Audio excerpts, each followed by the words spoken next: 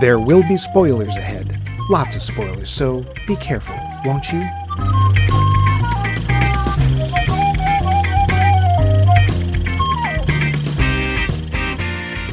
I was talked into watching Streets of Fire. My jaw dropped down when the stakes got dire. Oh, it burns, burns, burns. The streets of fire. The streets of fire. Or does it? Welcome back to our series, Remember, You Asked For It, where we asked you, our dear listeners and poll question answers, what movies you wanted us to review on our show. This week, someone who, to be fair, is neither a listener nor a poll question answerer, Ed Shields, got to pick the film Streets of Fire. Why? How did his partner Yarnell feel about that? No. Why? Oh. Well, he's been pestering me to watch it for years, and I just couldn't say no. Forever. And who else can't say no? Our host, Max. Just get on with it, Levine. Say hello, Max. Hello, Max. Brilliant. Sitting next to him on the panel, metaphorically, is I, Mike. Gosh, this metaphor is lumpy. Loose. We'll get to trivia. Get off my panel. Stop cutting me off! No! This incredibly scripted show has to sound off the cuff, and you're ruining it. People will think that we don't... Never mind. We'll get to trivia on Streets of Fire in a moment. First, we have something far more important. Poll question. Last week, Max wanted to know what your favorite... Me. That's him. Bible-based movie was. Here's what you had to say. Jamie Kleinert said, quote, the first Narnia movie from the early 2000s, end quote. Ooh, good one. Thanks, Jamie. Matt Reisman's answer... Huh? Mm-hmm. That counts. Yeah. This is pretty Bible-based. The weird thing is that I've never read the books, not being a religious-based person. I had only seen the cartoon, which I really liked. It was a special, I think, done in the late 70s, something like that. And I thought, well, when they do the movie, they're probably going to expand on everything. There's probably a lot more. No, it's exactly the same. I was like, okay. Matt Reisman's answer was, quote, Dogma. I think Prince of Egypt might be the best one, but I'm much more likely to watch Dogma, end quote. Well, that's fair. Thanks, Matt. Angelo Patsalis posted, quote, The Robe, King of Kings, Solomon, end quote. Oh, thanks, Angelo. Oh, okay. I've heard of two of those. I've seen The Robe, I think. I think that's it. Rachel Wasserman from all the way down under in New Zealand wrote, quote, The Ten Commandments. Watched it every Passover when I was a kid, LOL, end quote. Yeah, Moses. He's got roses on his toes. It used to indeed be an event, a big TV event. Thanks, Rachel. Regan McStravick had quite the list. Quote, Dogma, Saved, and Good Omens are all great Bible-based or maybe Bible-adjacent films. Okay, Good Omens is a series. For a more serious Bible-themed film, Jesus of Montreal is a film that makes great use of parable. Wait a minute. I don't know it, but... And if Saved and Dogma aren't irreverent enough for you, there's always Jesus Christ Vampire Hunter. No, it's not a good movie. Why would anyone think it was a good movie? End quote. I want to see it. Damned if I know. Literally. Thanks, Regan. David Mackman always has a bit to say. Quote, Dave. Somebody had to do it. No, I was trying to be nice to Dave. Maybe he doesn't like the singing. Well, How could he not like our singing? Who couldn't love our dulcet voices? Us? You are not in tune. Dave said, quote, I think it is very difficult to do a Hollywood movie based on the Bible. The stories are not set up to be dramatic in the way we expect from Hollywood. There are no surprises. The characters are two-dimensional and constrained in the range of actions permitted to them. The dialogue is not natural, nor is there a strong aesthetic to visualize. I know Bill Cosby isn't considered funny anymore because of his misconduct, but his Noah routine is the only example of entertaining Bible dialogue that I am aware of in modern media. The one movie that avoids all of these problems is Jesus Christ Superstar. The movie has a look and, because it is singing, the dialogue and character development don't really matter. It blew me away when I first saw it, but I have no interest in seeing it again, end quote. I have to admit, though I don't generally like musicals and I'm not religious, I do like that show. Thanks, Dave, but we're talking the album, not the movie, because that's Ted Neely and he's nasty. Yes. Adam, I'm just agreeing with you. Okay. Adam, and interrupting you again. Turning the show around. You should see the colors he's turning right now. It's hot in here.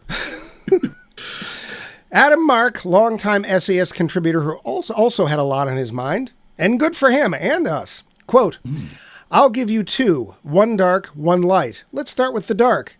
The Star, 1985, is one of my favorite science fiction short stories by Arthur C. Clarke, and the TV episode of the same story, the second Twilight Zone series, still holds up. A far-off future human space expedition finds a time capsule on a scorched planet of a lost civilization, which perished after their home star went supernova and left the capsule, knowing it would be the only record of their existence. The Earth explorers, particularly the astrophysicist priest narrator, are deeply moved by the artifacts, and they find themselves identifying closely with the dead race's peaceful, human-like culture and the profound grace they exhibited in the face of their cruel fate. The priest calculates when and where the star went supernova and has a mental breakdown. His final monologue is incredibly dark, despairing, and moving. Oh God, there were so many stars you could have used. What was the need to give these people to the fire that the symbol of their passing might shine above Bethlehem? On a lighter note, I nominate Small One, 1978, a Disney animated short, not 26 minutes long, one of the last by Walt Disney's original guard before they retired, with a young director named Don Bluth, and very underappreciated in my view. The story tells of a young boy in Judea in the era of the Caesars whom, with his father, earned their living by carrying wood with their 4 donkeys. The boy, never named, is ordered to part with his best friend, the oldest donkey named Small One, who is affectionate but too old and weak. The animal is given a little bit of character by always having a dropped ear he cannot quite manage to bring erect. The boy brings it to market, but no one is in need of a scrawny donkey except for a tanner and other cruel vendors. In despair, the donkey indicates he's willing to be sold to slaughter, so the boy will not go back to his father empty-handed. This is the lighter one? Disney, ladies and gentlemen. At that moment, a compassionate man comes up to the boy and asks if Small One is for sale. He needs a gentle donkey to carry his wife, depicted only from a distance, to Bethlehem to join his family. Insists he will take good care of the animal and apologizes they can afford only one piece of silver. The boy accepts and says goodbye to his small friend Small One, who, just as he leaves, is able to bring both ears up to erect with a look of pride. I did not write that sentence. The boy then watches it as the couple and Small One depart off over the horizon in a familiar silhouette as a bright star appears in the sky. It's beautifully animated, by the way. Both are not literal Bible stories, but I find them both interesting side stories to the story of the Christmas star, the inexplicable symbol of God's promise for the possibility of a better world, both on earth and in heaven, and the arrival of his promised chosen son. The first being an examination of what sacrifice that symbol may have required. Was it worth it? And the second being an examination of the simple origins of the donkey that bore Mary to Bethlehem, echoing the simple origins of Jesus himself. End quote. Wow. Yeah. Good. You know, that the Small One, I never saw the animation, but I think I heard it on a record. Huh. 78. Yeah. Well, I never heard of it myself. I'm sure he's I talking. didn't know the name. I'm sure he's talking about the 9 old men of Disney. So I'm guessing that's what whoever was left at that point. But anyway, it's always nice to hear your well thought out answers. Yeah. Thanks, Adam. Thank you, Adam. Next, Richard Tatum, no Max, gave us, quote, hands down, The Life of Brian, also one of the most historically accurate about the politics of the time, end quote, and good for the Pythons. Thanks, Richard. Thanks for taking time out from your busy Tatum inventing schedule. Cutting it out, not going to be there. However, Degsy O'Brien, whom I have to admit might paint landscapes and solve crimes, offered, quote... You mocked me! You mocked me, and I knew the truth. No. And he's also foiling my schemes. As well he should. Degsy wrote, quote, for me, there can be only one... No, not Highlander. It's 1956's The Ten Commandments. Not for the dated special effects or the widescreen moments, lost when I first saw it on a small TV, but for the stellar and eclectic cast. Charlton Heston, well-known Jew. Yul Brynner, Ann Baxter, Vincent Price, Yvonne DiCarlo, Edward G. Robinson. Sure, why not? Hey, he's one of the few Jews in the movie. Yeah. And for the florid but quotable dialogue. So let it be written, so let it be done. Your tongue will dig your grave. A city is made of brick. The strong make many. The starving make few. The dead make none.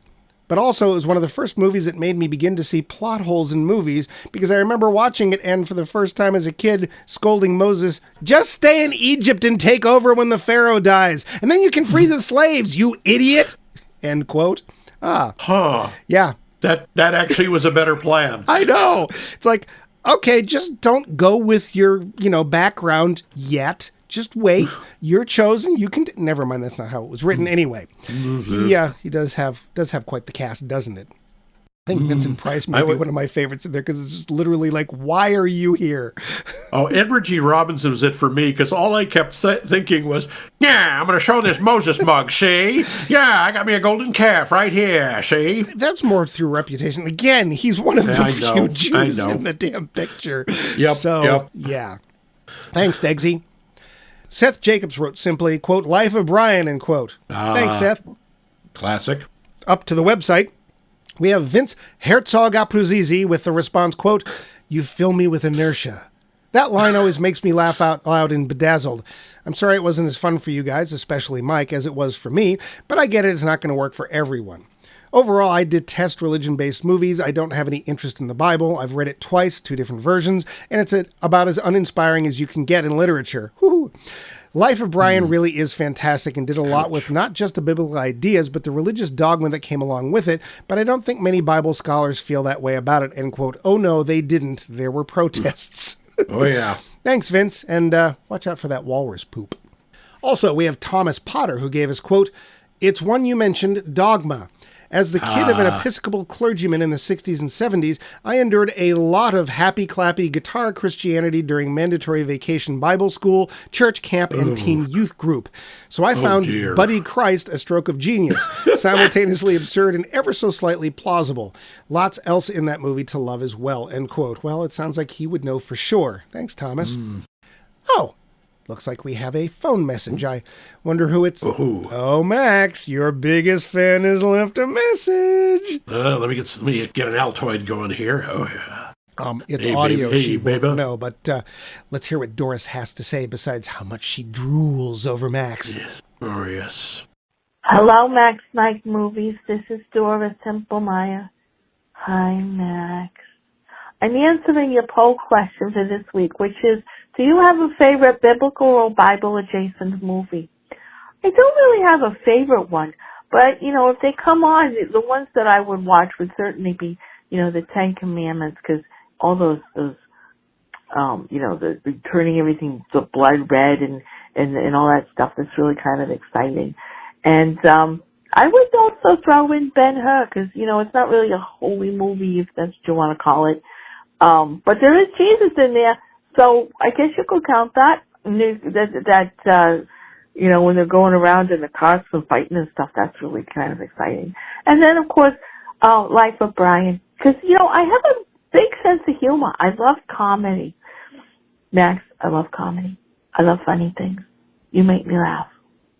Anyway, I'll talk to you guys later. Have a good week, and I look forward to the next episode.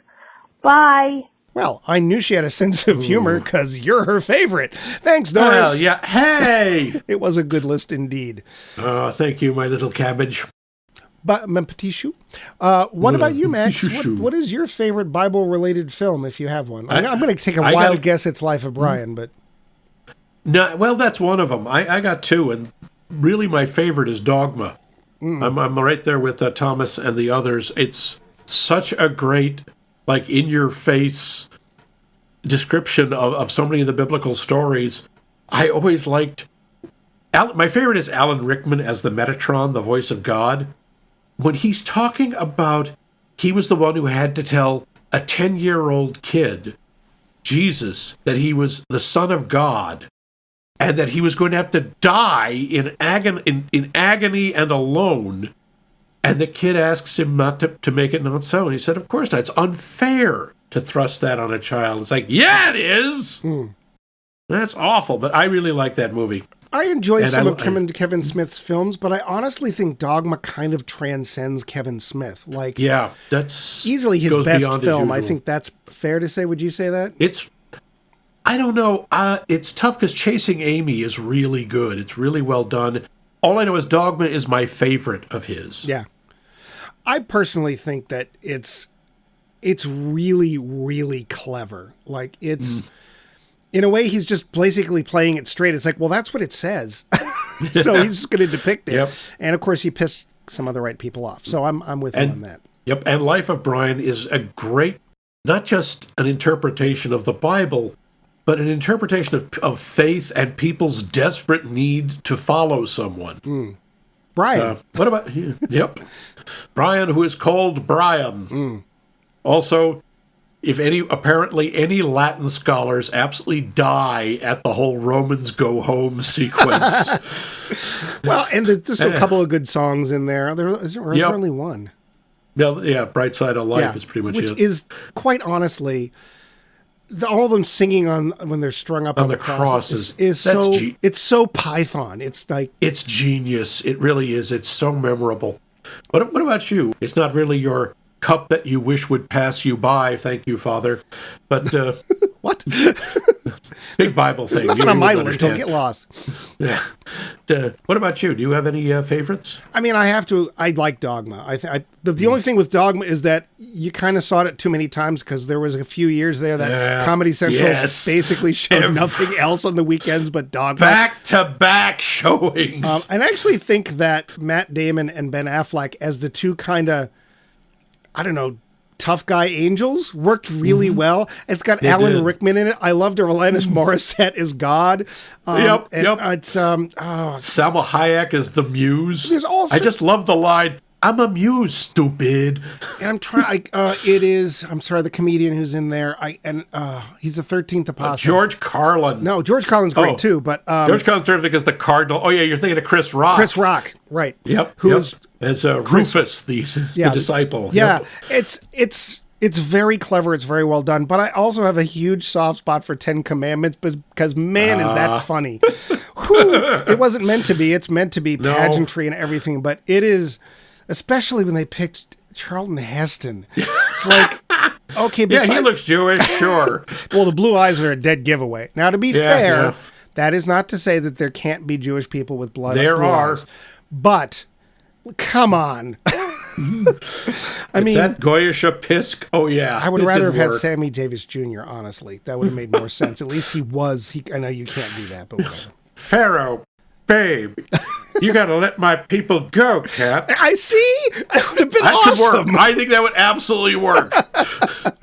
So yeah, I will go for those two. But lots of good answers. You folks always come through. So a big thank you from both of us. So why not earn another big thank you by answering this week's? What we want to know is, what's your favorite rock and roll movie? We'll tell you how to answer at the end of the show, but right now we have some bits to tid. So hold on to your... The Pat Boone story. Huh?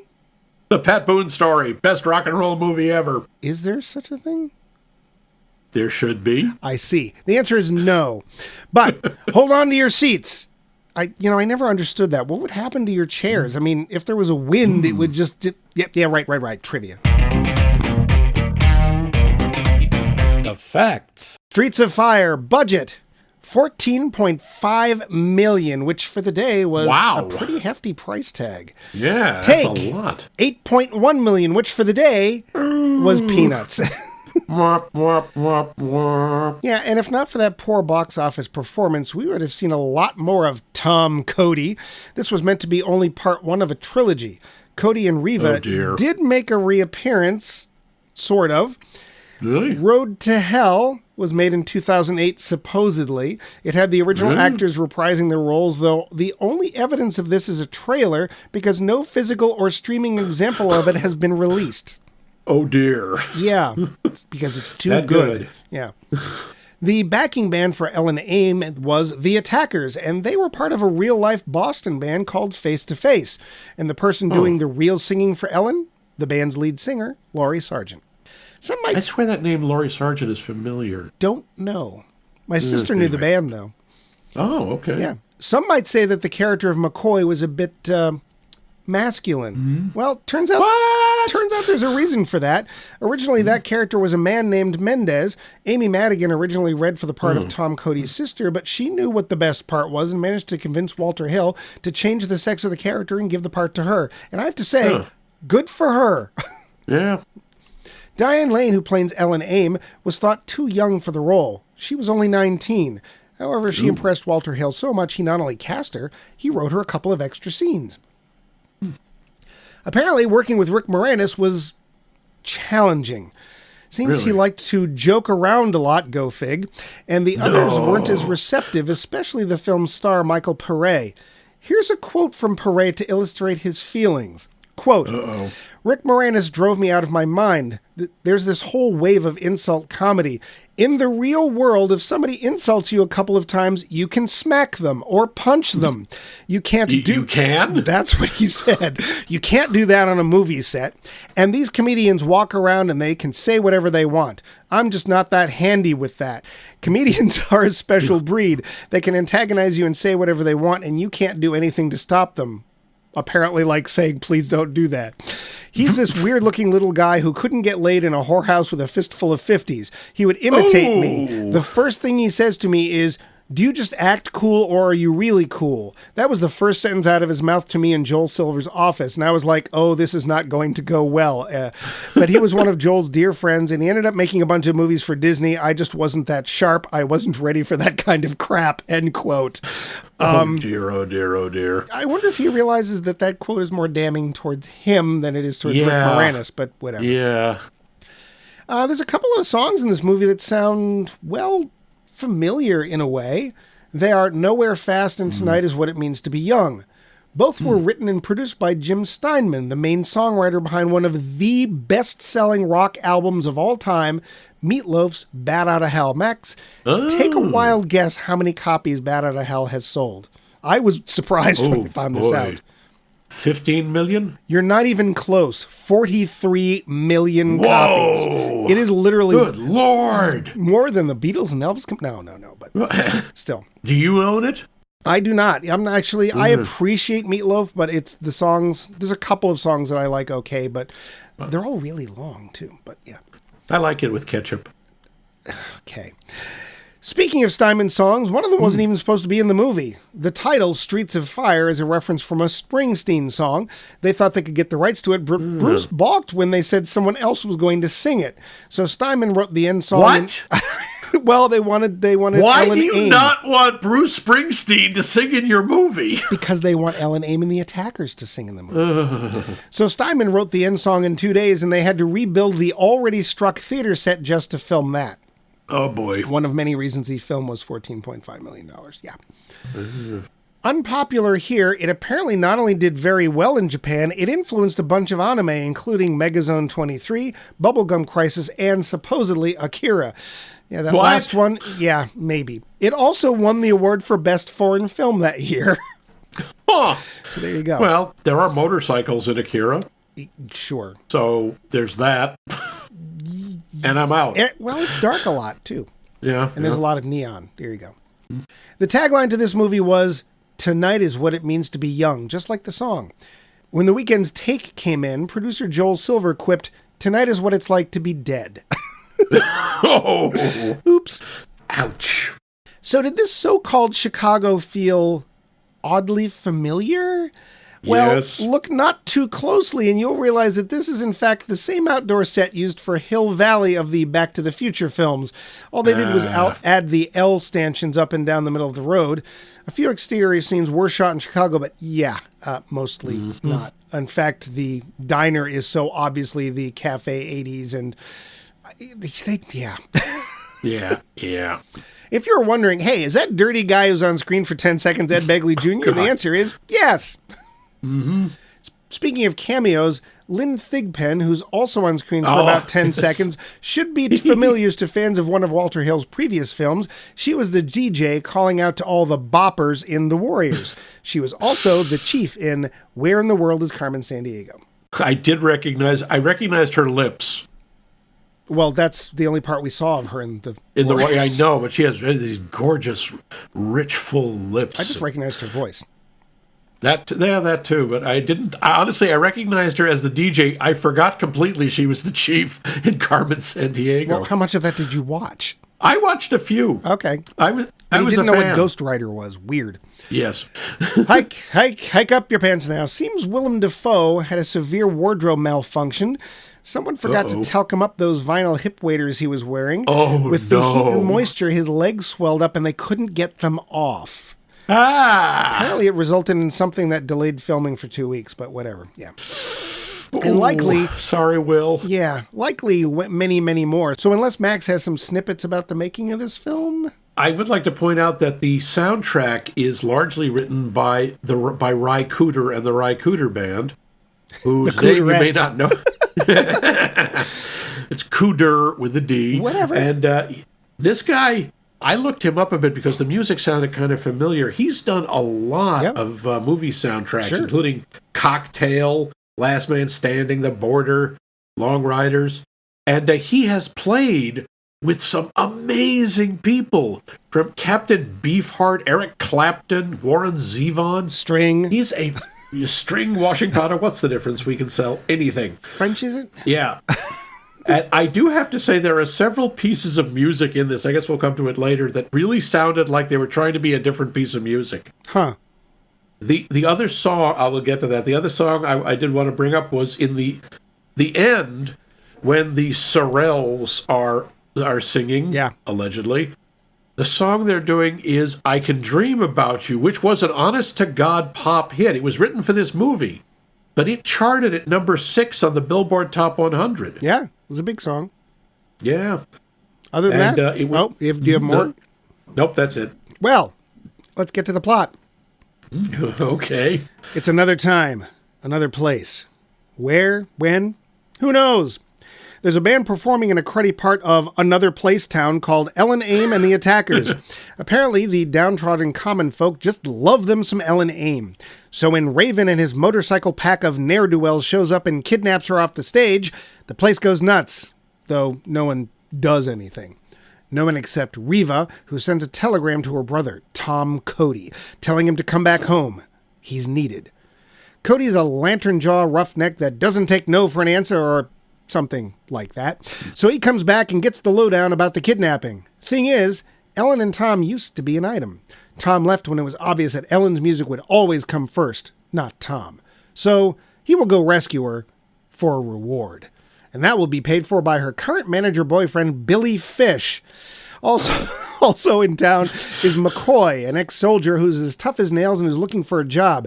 She and Tom hook up. No, not that way. He's not her type. And soon they, along with a reluctant Billy Fish, are off to the battery to fetch Ellen back.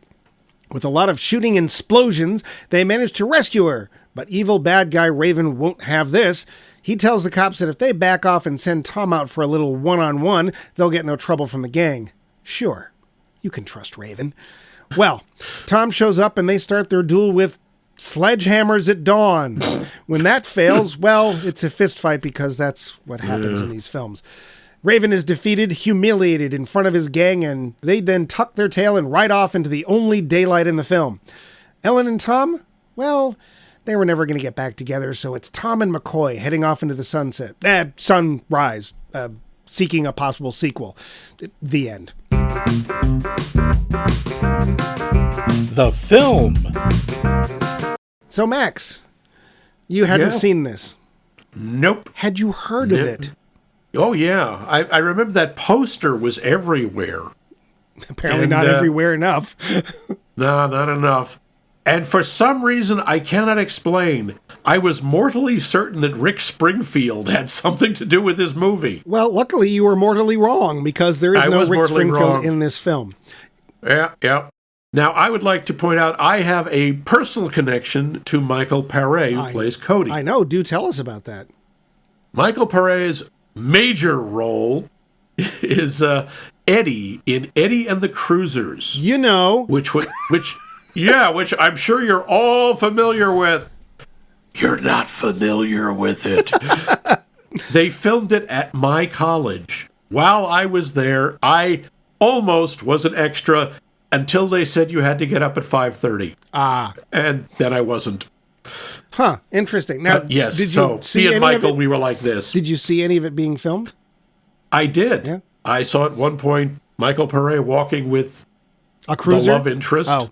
No, the love interest and a dolly tracking shot across in front of my dorm. Was he actually cruising? And I think he was more sort of ambling. Oh, Eddie and the Amblers. Yeah. It didn't work as well. I don't know, because the film didn't do very well, if I remember correctly. It did get a sequel. Did it? Yes, yes. Eddie And and it the was Cruisers 2, exactly the that Cruisening? popular. I forget what I don't even remember what the sequel was called, but yes. Wow. And, yeah. I only know Michael Pare from one other film, and What? this not particularly good science fiction film called The Philadelphia Experiment. He plays the lead. Oh, the time travel aircraft carrier? Yeah, and I actually kind of Oh, liked that's him in right. that. He had a kind of vulnerability in that was nice, because he is this sort of tough guy, and we will get to him in just a second, but that's the only thing I knew him from, and I didn't know he was in this. And when he showed up, I was like, who's Michael Pare? Oh, yeah, that guy. And other than that, I don't know that he did a whole lot. Yeah. But, well, speaking of the actors and Michael Pare, what do we think of him in this film? He's there. You know, he's making a slight effort, I guess. I don't know. I honestly think he's actually exactly what he needs to be. He needs to be a lantern-jawed, two-dimensional hero type, and that's exactly what he is. We Yeah, don't that's really true. want a lot of depth from it, and he does not bear a lot of scrutiny. We can't be together because I'm not the most important thing in your life. Yes, and I love you so much, I'm going to punch you in the head. Well, and it's like, well, you shouldn't have a career that comes first because that's what I'm supposed to do. Yeah. What career? You shoot Our people. hero, ladies and gentlemen. So that's the kind of film. This is obviously not what's the word I want? Not an enlightened film, Not terribly or near. really at all. No. So I'm actually going to give him a pass. I think for what Okay. was needed, he jaws his way right through it. He's rough and tumble. He's Slab lantern jaw. Yeah, he's reasonably good looking. I believe that he's probably beat on some people, one of them not being Rick Moranis, but sure, he's fine. He's fine. Diane Lane is basically unrecognizable Yeah. as Ellen Aim. Apart from the singing, she's not on screen that much. No. She has 6 lines maybe? And so apparently they actually extended her part. So Yeah. And she's basically there to go, I'm not changing, which is something I'll give a plus to the movie for, because she's like, Yeah. I'm not giving up my career to be with you. If you can't handle that, Hey, if your ego no, is... she says she'd go with him. But we all know she's not going to stop Yeah. for it. And good for her, she shouldn't. Not when she's got a hunk of burning love like Rick Moranis waiting for her. Well, we'll get to him in a sec, but Yep. I only know Diane Lane from playing Martha Kent. And if I remember correctly, when we did, did we do Man of Steel? Or we did one of them. We did one. Who cares? She They're was one same. of the Yeah. best parts of the film, because she was she's really good. She was very good. Yeah. She's done a ton. She's also the voice of Riley's mom in the Inside Out movies. So she's fine. She is, She's fine. She just has nothing to do. yeah. Rick Moranis in a part that will surprise you. Kind of does, really. He's sort of playing, I don't know, Seymour Krelborn in the music industry, but without the vulnerability or likability. How do you have Rick Moranis in a movie and not let him be funny? Well, maybe they thought he was. He's just obnoxious. He's just a cliche. He is rather annoying, and you sit there and you look at Diane Lane and Rick Moranis, and you're like, yeah, it's going to last. Yeah. I will say this. Well, I mean- I give him credit for trying to stand outside his usual roles, Yeah, that's true. It was a very different part for him. but I don't buy him as a tough guy. He came No, from the Battery, really? Sorry, you never would have Or got out. even a sleaze bag. He's not even that convincing as a sleaze bag. No. Yeah, I've got all the money. Sometimes I think that you. if you're the kind of character actor that just has your niche, you should just kind of stay there. Not Maybe saying you just shouldn't lean try, into it. but you should realize your limitations.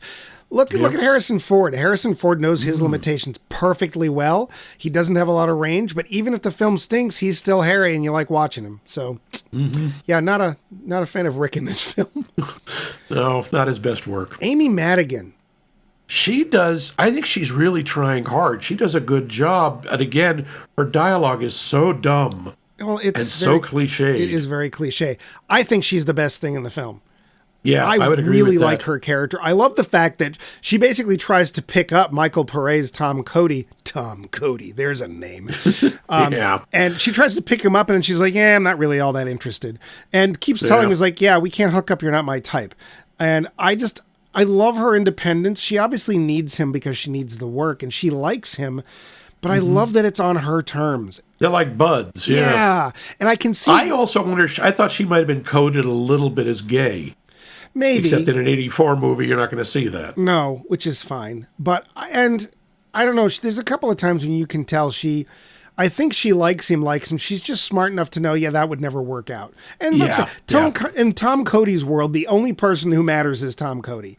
So yeah, he is not boyfriend material. Yeah, I'll come back into town for some sex, and I'm leaving. Okay. Yeah, pretty much. Yeah, and we'll get to leaving in a minute. Willem Dafoe. Has he ever not looked creepy?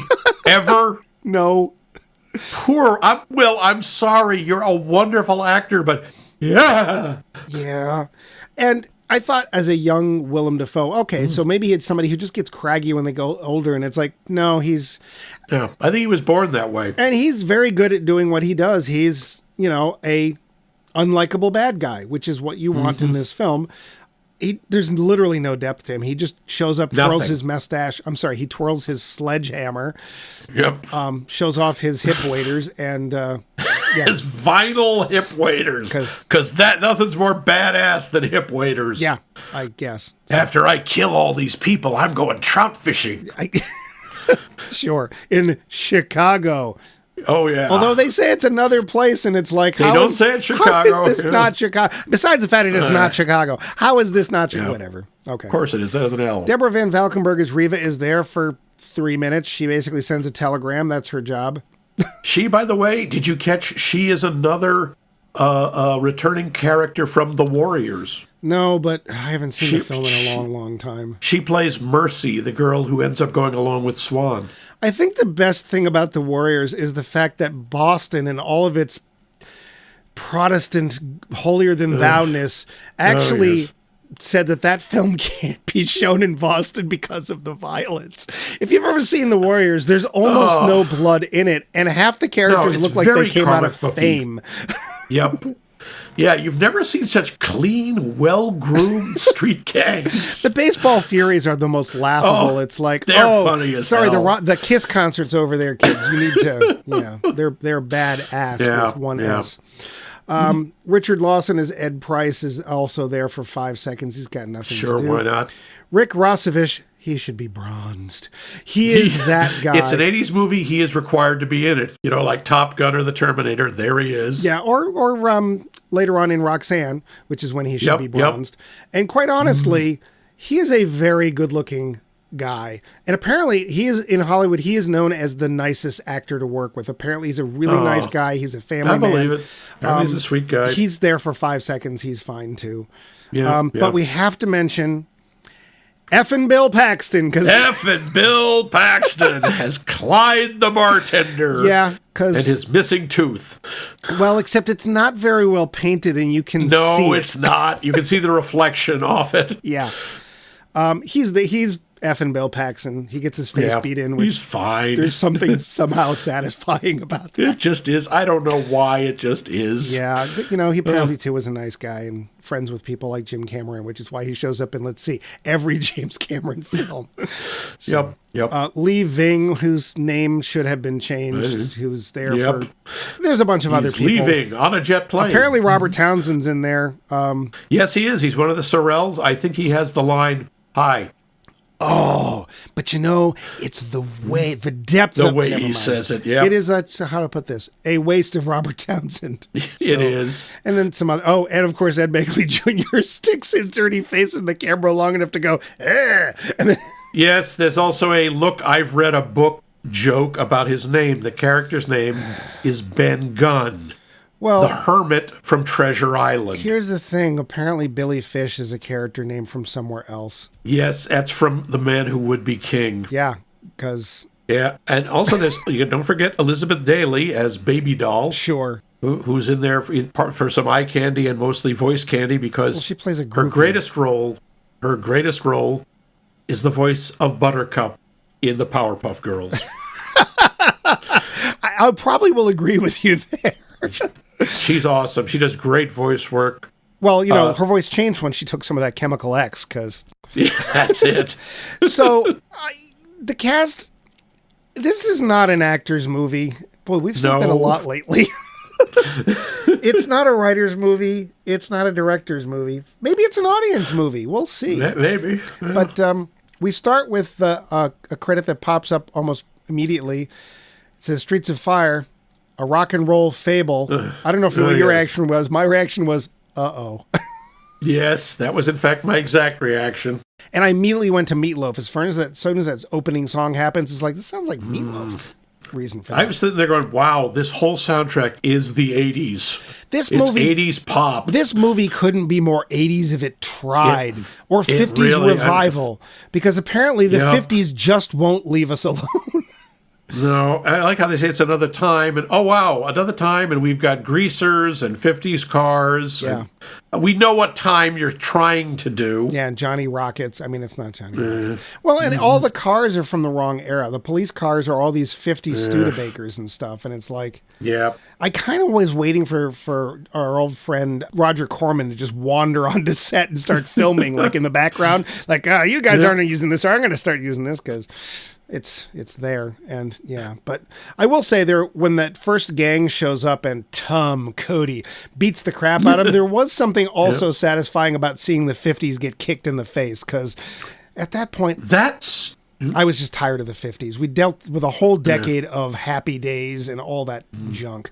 So, yeah. That was actually a really odd sequence, because they're intercutting him beating up these thugs with black screen credits.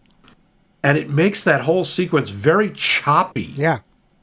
Well, they do some very odd transitions in this, like when they're dealing with Willem Dafoe, and they do that weird shredded screen wipe between the scenes. It's like, what the hell is that? The Wolverine? I guess. Snicked. I'm the best at what I do, but what I do isn't the best at what I do that I can be the best at. Or how Let's spoil the Wolverine. Yeah. Yeah, and the credits show up it's weird. It's like 16 minutes into the film, which is an odd place for that, but very odd. We have a lot of tough guy talk here. Oh yeah. I mean, once Tom Cody. Oh, sorry, I can't seem to stop saying it like that. Once Tom Cody shows up, everybody is like tough guy lining here and there and everywhere. And it doesn't even matter who it is. I mean, even his sister who owns the diner does it. Yeah. True. It's all over the place. The background music is also very odd, I have to say. There are several points where I'm going, okay, you're trying to turn into Johnny Be Good, but you don't have the rights to it. Or you're trying to do the background music from the Blues Brothers, and you don't have the rights to that. And there is a sad song in the background after we see Tom and Ellen finally have sex together for some reason. Oh. That sounded, I'm listening to the melody, and it sounds exactly like Weird Al Yankovic's One More Minute. I swear, I'm saying, do. I'd rather have my blood sucked out by leeches. Oh my God, it works. I hate to say this, but I had the same thought. I'm like, I don't even know if that had come out yet, to be fair. And maybe, I'm not sure. And maybe Al was trying to parody that song, and I don't know, because I don't know Ry Cooder's stuff. Well, I know the name, but I don't know his stuff, because I think he tends to lean a little bit more towards the country western. He does like, what is it, rock, like country western and blues, that kind of thing. The 80s blues western. Well, he does both kinds of music, country and western. Country and western. Yep. I want to go back to that tough guy dialogue, and here's a question I have, and this is a serious question. It is very cliche, or is it tongue-in-cheek? Do you think they're trying to play it as, look, we know we're doing this, and we're feeding into that and making fun of it at all? I don't think so, because it's not exaggerated enough. And the rest of it, it isn't. They try to play the rest of it so straight. Well, sometimes when you play stuff straight, it ends up being exaggerated anyway. And there was, none of it. Here's the thing. It was all tough guy dialogue, but for me, none of it's quotable. I don't literally remember a single line in this film. Yep. But it was all like, you don't want me, baby. I'm from the bad side of town, or stuff like that. It's all like that. I don't get you. Yeah, I'm the wind, baby. Nobody gets me. Yep. We don't have, like a Dashiell Hammett or somebody here doing that kind of dialogue. So, oh boy, we don't. The dialogue in this movie is not its strong point. No. I will say, though, they have motorcycles that blowed up real good. What do they have? What are those motorcycles made of? Compressed plastic explosive? Every motorcycle and every car that gets a bullet near it bursts into flames! Oh, Max, you're being kind. It's not even a bullet. There is literally one time where one motorcycle falls over, explodes, and causes the two next to it to explode. So all I kept thinking is, all the vehicles here are so flammable. They're from France. Apparently, the director, Walter Hill, said the reason for making this movie was he wanted to take all the things that he thought made good movies, like tough guys and explosions in the 50s, and just make a movie about that. Huh. And I want to say, in that respect, he kind of succeeded. It has all those things in it. It has all the elements. That is true. And good music. I will say that there is a sort of Batman 1989 meets Back to the Future feeling about this. Although, to be fair, Batman 1989 hasn't come back yet. But Batman 89 also pretty much took place on one city block. Yeah, and there was no sunlight. Yeah. So what they did, apparently, I didn't put this in trivia, and we saw this happen in one of our earlier films, which I would never have guessed, Singing in the Rain, is they literally made a giant tarp, and they put it over that town square set in Universal Studios, and they shot during the day, but it was nighttime, and it's like, I bought it. I wouldn't have thought. I will say that everyone in this town is the same age, and there's no daylight. No daylight. And do you notice how well armed everyone is at the end when there's the big confrontation with the bikers? Clyde, the bartender, effing Bill Paxton, runs off to get help. And the entire neighborhood shows up, and everybody's got a Winchester repeating rifle. Well, it is Chicago. I mean, that's, you've is, been to I Chicago. suppose. That's the way it is. Oh, yeah. Well, like, wow, that is a heavily armed crew. I also have to say that there's a feeling of there having been, well, it feels like it's a post-apocalyptic film where the apocalypse actually didn't happen, but nobody told them. Like, the only thing that happened was, like, Hot Topic. That's the only thing that happened. Because it's like everybody seems like, oh, the downtrodden of Chicago, downtown Chicago, where nobody has any money and real estate values are always cheap, and everyone has to work at the Steel Town Mill on a Saturday night. Oh, yes, on a Saturday night, yeah. I don't know. It was weird. They all think she's crazy. No, she's just flashing her dance. Yeah, yeah, she's a welder, Oh, yeah. It says so. So, did you get the feeling that something was supposed to have happened? Oh, like an apocalypse or something? Not really. It just seemed like, I don't know, maybe economic downturn or anything, because there's no, like, craters anywhere or... No, but there's no old people, there's no young people, and there's no jobs. Like everyone's... Yeah, no one seems to work. No. Except for Riva in the diner. You know what else is weird? There's a subway, but nobody ever takes it. Like, every time they're on the subway, there's nobody they're the only else. ones. Walter Hill really likes subways. You know that from the Warriors. You see a lot of subways there. Well, to be fair, it's New York. They actually have them. It makes sense. And they do have the L. And actually, I've taken the subway in Chicago many times. I really like their subway. Yeah, they got a good one. But they never go anywhere. Like, they don't take the subway. They try to get on the subway to get out of the Battery, which I think is in New York. I don't think Chicago has it. Yes, it is. Yeah, I don't think Chicago has No, the Battery is the southern tip of New York, Battery Park. So, but then they literally get on the train and, hey, boppers, the DJ says, oh, yeah, sorry, the train's not running. Why is that? Well, you see the big flaming thing up front there? I can't get past that. So, And then Tom Cody goes in with Billy Fish, and they basically blow up the Battery and the bad guys at Torchy's, a bar that shows up in nearly every Walter Hill film. I know there's a Torchy's in 48 Hours, and I forget where the other one is. Yeah, okay. I think actually that's where they go in, and it's a country western bar, and that's where Eddie Murphy's character has Shut up! You're too stupid to have a job. My tax refund. So they go to Torchy's and blow the place up. And the next thing the cops are looking for Tom Cody. And my thought was, why? He just did you a huge favor. Yeah, I was curious about that too. He wants you to get out of town. Yeah. Well, why? Not even the... And the cop himself even says, well, my plan didn't work. Well, not even the buddy cop. I mean, the cops of the battery. They're all like, we got to get that Tom Cody. And I'm like, you could just leave him alone. That whole neighborhood, they have 2 cops. Yeah, well... Except, apparently, to start a roadblock in Ardmore, which, by the way, is in Pennsylvania. Having been to Chicago, I don't remember an Ardmore, but there could be. I mean, there's a Belmont, so there you go. Yeah, there's a few things that are kind of weird. What did you think about Sledgehammer fight? That was the dumbest idea for a duel. Sledgehammers are unbelievably slow. And the thing is, if you get hit once, it's over. Yeah. You get hit with a 15, 20-pound sledgehammer, crunch, die. Yeah.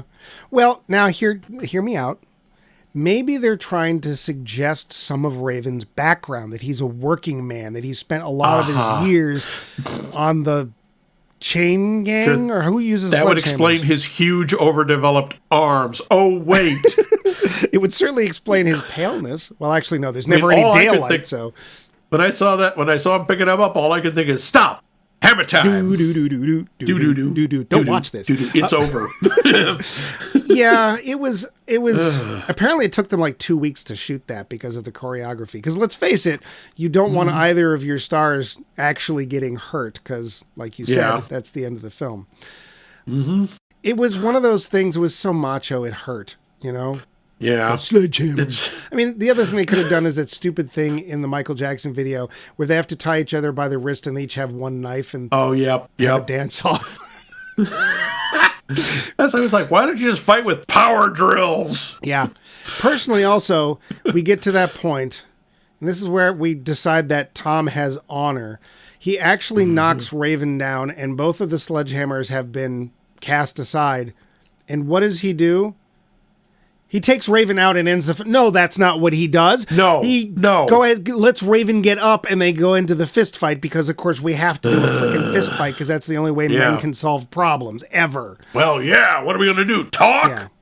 And, of course, whenever anybody gets hit, they're not actually hurt unless they need to be hurt. Yeah. Like, they just do the little Kirk wipe with their thumb, even though they just got hit in the head. Single drop of blood in the corner of the mouth. Oh, my God. And it'd be... This is 83, 84, whatever it was. 84, yeah. And there's been a lot more of this since, but dear gods, I am so tired of that whole thing. One of the reasons I like Indy Jones is when Indy gets hit, it's like, oh, that hurt. Yeah, it hurts. Where doesn't it hurt? I will always love Indy Jones for getting hit in the face and falling down like you're supposed to. His fights still go on a little long, but that being said, it actually hurts. And I'm so tired of the it doesn't hurt fist fight ends of film. Pain don't hurt. Oh, dear gods. I also have to say, I'm gonna side with Ellen. Tom's a jerk. He is a huge jerk. Everyone who says that, she says it, Billy says it, his sister says it. He is. He's a jerk. He has no defense. He's rude, he's dismissive, he's unpleasant. And quite honestly, if that quote I read earlier has anything to go by, they picked the right guy to play Tom Cody. Because there's that toxic ball of masculinity right there. It's like, I'm the tough guy. I don't have feelings except when they cause me to do stupid crap. And then you can't talk about them. And you need to do things my way and probably barefoot and pregnant. And it's like, oh, dear God. What? I mean, God, he acts like such a jerk to Ellen and she apologizes to him. Yeah. Well, as we said, this is really not a... except for Amy Madigan. I loved Amy Madigan. I actually really liked her in this because she was a breath of fresh air. It's like, I'm not taking your crap and I'm not going to bed with you either. Honestly, she was the only person, and I'm including, Hunk Squarejaw, the only one I thought, I believe this is a tough person. Yeah. And quite honestly, of all the characters in this, I would have liked to know more about her. She says she was an ex-soldier. Yeah. Why isn't she still a soldier? Something happened. Yeah. It's probably something more interesting than we... Oops. What I meant to say was we have no idea how this show's going to turn out. Although... Oh, yeah. I got any more notes because I'm looking at the clock, and the clock is telling me that we better hurry up. Just one thing. The attackers, Ellen's band... Who don't? Did their suits remind you of anybody? I mean, any band from the 1980s. I looked at it and all I could think of, you may ask yourself, why such a big suit? It's David Byrne right there. I mean, I was thinking also there was characters in Back to the Future which hasn't come out yet, to be fair. But to be fair. I'm sure that, in fact, I think 1980 is when Once in a Lifetime came out. So yeah, but that whole suit thing, the 50s, 80s thing, I forgot how painful that was. We had already just dealt with a whole decade of 50s. It needed to go away. And it didn't go fast enough, and then we got hit right in the face with Hot Topic, so whatever. Have some vinyl. Enjoy. But what else we can enjoy is getting to that part where we decide whether this film was worth watching or not. The finish. So, Max. So, Mike, damn it. Ah, well. Yes? You never heard, you'd heard of it, saw the poster. I had heard of it. You'd ate the breakfast cereal, but never actually watched the film. Now you've seen it. Correct. Surprise me with your turnabout answer. Did you like this film? I loved it. No, I don't think this was very good. I have to say, I like some of the music. Yeah. It's fun to listen to because it really does take you back to the 80s. It's very, very 80s. And Ry Cooder can string some pretty little black dots together. Yeah. But no, even for a movie that's 40 years old, it's predictable. It's cliche. Every character in it is a cliche or a stereotype. The one thing I will say is it moves along. It's not slow. I will give Walter Hill that. Yeah. He's really good at pacing his movies. I mean, he's only an hour. But no, that's the other thing. But it doesn't feel. We've seen 90-minute films that felt a lot longer than 90 minutes. Yeah. This didn't. I don't really enjoy it. I don't think it's very good. But it's, apart from the dialogue, it's competently put together. Yeah. The dialogue is just embarrassing. What about you? You hadn't seen it? No. You didn't know this? No, this was a coworker of mine who has been asking me to watch this film literally for years. I want to say at least 5 years. Have you watched Streets of Fire yet? And he loves this film. And I don't think he ironically loves this film. I think he just loves the film. Now, before I point fingers, I have to say Hudson Hawk. But, because I do love Hudson Hawk. We all have our guilty pleasures. Yeah. I have to say, I am really surprised this film didn't do a lot better than it did. Why? Because it literally does have every ingredient of a popular, a successful 80s film. That is true. It's got explosions. It's got fights. It's got the guy getting the girl, more or less. It's kind of got more of a Casablanca ending than anything else, although I am not going to damn that film with that comparison. Although I just did. No, please don't. It does have some fun music. I like the end song, although the end goes on way too long. Like they're like, we're not lifting the needle, folks. You're here to the run out. Yep. And we have Willem Dafoe, who's fine. I mean, he doesn't have a bad performance in him, but I think that he didn't have much to do. He didn't have a lot to work with. He's kind of wasted, and nobody's bad in the film. Michael Pare is honestly a good choice for this character. It's just he's all right. Some reason it just doesn't gel. No, it doesn't come together. You don't really care about anybody. I mean, there's not really much to care about. All we know about Tom Cody is that he's badass and he will come to save his woman and eventually come to the idea that, well, maybe I should save her because it's worth doing as opposed to taking money from Billy Fish. Billy Fish. So, no, I think it's just, it has all of these elements and each one of them just kind of fails. It reminds me of what some of your criticisms of a number of the bad superhero movies. It's like they present you with these characters and go, you like them. Yeah. And that's and you care about what happens to them. We're not going to give you any reason. We're telling you to. And that's what it feels like here. And sometimes that can work. Like if you've got a strong enough performance and a strong enough feeling of the character, you can go with that and it's okay. But the story is nothing new. It's a kidnapping story, and there's a band thrown in. Okay, we don't know anything about Raven or why anybody has put up with those people for this long. We don't know where it is. We don't know when it is. Yes, we do. If it's not the 80s, it's no when, because that's and it's not a fable. Like a fable teaches you something. All this teaches you is not to watch it again. I got to tell you, I kept comparing it in my head to The Warriors, which I enjoy. I think it's a well-done film. I haven't seen it in a long time. I don't know how it holds up. But the one thing I will say about it is there was a sense of urgency and concern in it. You worried about that the characters were going to get home. You worried? You worried about them, and you weren't wondering if they were going to come out and play after all. Well, and we've been quoting that since we saw it, and I think it came out in the 70s, maybe 1980. Yeah, but we 79. We saw it in videotape. And since we saw it, we've been quoting that line. I have not seen it since then. But I still remember it. I know what happens. Yep. The whole deal is that somebody pretends to get the gangs together to make one big gang. And dear gods, there's a lot of gang members in New York. And the leader, the guy everyone who's really interested in, Cyrus, gets killed. And the blame is placed on the Warriors. And so now all the gangs are trying to get them. And the Warriors are trying to get back to their home turf. The whole thing is a chase scene. But it works. Yeah, it does. Except for the baseball theories. Well, yeah, they're silly. But, one of the reasons it works is that movie is based on an old Greek epic. Okay. The Phoenicians. Okay. It right to the point where the big leader's name is Cyrus. And I like the DJ being, she's got a lot of style, and we cut to her, and she's like, people are feeding her information about what's going on. And, and again, I have not seen this film in a long time. My feeling is it probably doesn't hold up, but I remember wouldn't be surprised. And I enjoyed it. This, not so much.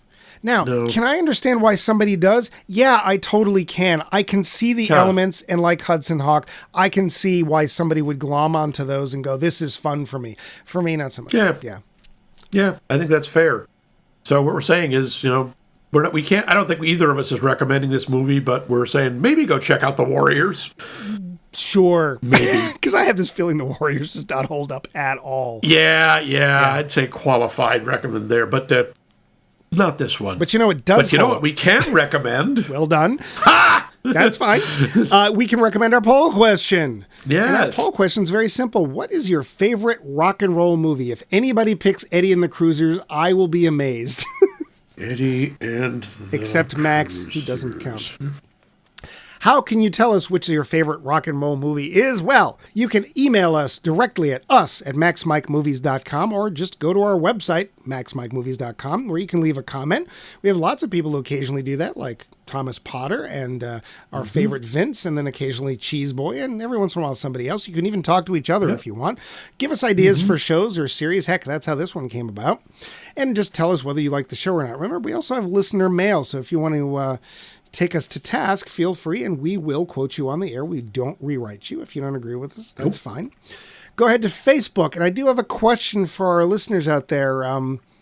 There is a growing, how to put this, disinterest in Facebook lately. Unfortunately, that's where we get most of our answers. I know we moved to Bluesky, but we do like the poll question. It's one of our favorite parts of the show. Is there a place that we could post the poll question that you would actually answer it besides Facebook? If let us know. Let us know. But for the time being, we are still on Facebook at Max Mike Movies. We're on Bluesky at Max Mike Movies. And name a podcast app. We're there, Max Mike Movies. But this series is just getting started. We've only seen 2 out of what's going to be more than 8 films, because y'all had some great suggestions. Max, where are we going next week? Next week, we're going to travel down under. No, wait, not down under. Well, kind of in the same rough area. Okay, shut up. No, it's in Portland. That's where it's made anyway. Oh, well, there you go. That's Portland, which is under Canada. Leave me alone. Are you referring to the background of the film or where it was made? No. The background of the film. Okay, that's sort of... Go ahead. See, it's at least near the same ocean.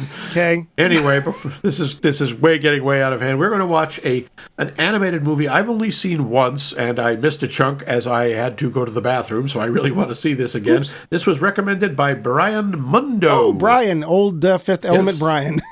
Yep, and it's not Fifth Element. Big surprise. It is Kubo and the Two Strings. Ooh.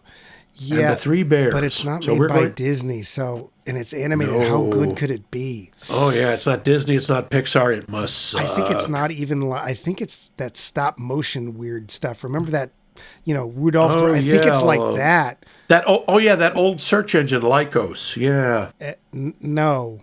Oh, Leica. Lycos? It's named after the first dog. Leica Virgin? Base. Watching it next week with Max will be like a virgin. So tune us in thing. And we're going to suddenly stop the show.